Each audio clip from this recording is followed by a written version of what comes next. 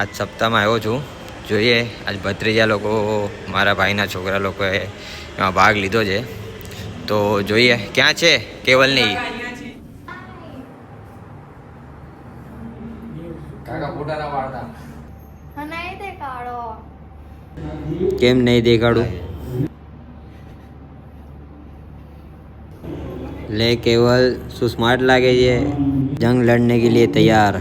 તો મારા કેમ ટેન્શનમાં બેઠા છે? टेंशन में हमारी एक घोड़ी डूब गए थे ना, भैया ये सब मत करो, बोला हेलो।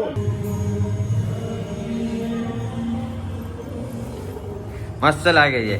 તો મને મસ્ત પડે. અરે એક નંબર. હસીને બતાવ. હા હા હા હા હા હા.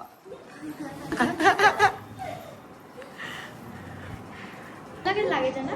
એક નંબર. ઉપર દેખ.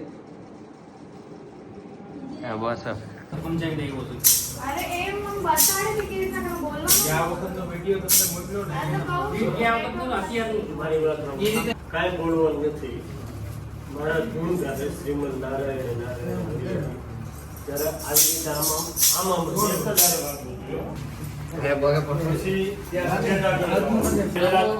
પેલા હોલમાંથી જે એન્ટ્રી થાય ને, એ જો આ હોલ છે, એન્ટ્રી ત્યારે એ ગાયું ને શ્રીમદ નારાયણ એટલે જ્ઞાતિના નામ તારે કઈ બોલવાનું આવશે નહીં. બરોબર છે?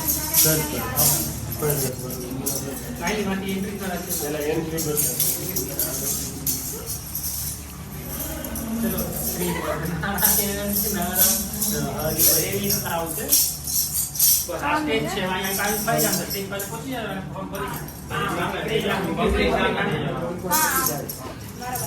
થાંભલો લાલ છટક થાંભલો છે, આ તમારે સમજવાનું. તો લાલ થાંભલો છે એની અંદર તારા ભગવાન છે એટલે થોડીક વાર આમ જોવાનું થાંભલા, પછી એમ કહેવાનું હા મારા ભગવાન છે.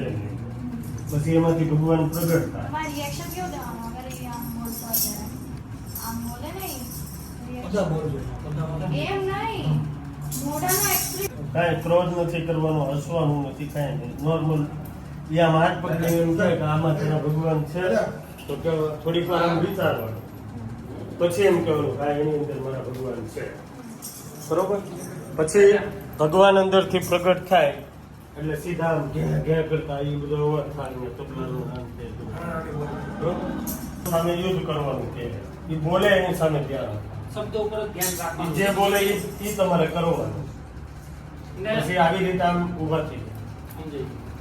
પછી આવી રીતે આમ હાથ પકડી હલકે હલકે કરવાનું. આવી રીતે આમ આમ યુઝ કરવાનું. પૂરો હાથ જવો જોઈએ. ઝંડા મારવાનો યુઝ હાથે પૂરો કરવાનો. કરી દઈએ કે આમ ને આમ. બરાબર?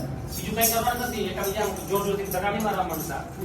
પૂરો પૂજા કરજો બે. હા એને રિયલી ઝઘડો થઈ ગયો. પછી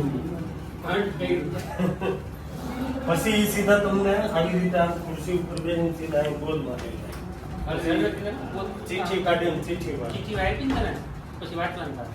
એને નહીં. હા, કૃષ્ણ ભગવાન વાત છે. પછી પૂછશે બોલે કે રાત છે કે દિવસ, તો કે રાતે નથી ને દિવસે. આ નખ છે એ લીલા છે કે સાત પકડીને ફરવાના, અહીંયા તારા ભગવાન છે. પછી જ્યારે થાંભલો બોલે ત્યારે થાંભલા મને આંગળે છે, આની અંદર તારા ભગવાન છે. પછી લાલ ચટાક જેવો થાંભલો થયો એટલે પ્રહલાદજીએ વિચાર કર્યો કે આની અંદર ભગવાન કેવી રીતે હોય. એટલે ભગવાને એમ થયું કે મારા ભક્તને થોડીક શંકા છે એટલે એની થોડી કીડીઓની ભાગ છે. Roll camera action. विष्णु सर्वोपरि है क्यों? तब तो उसे इस स्तंभ में ही होना चाहिए. अवश्य है.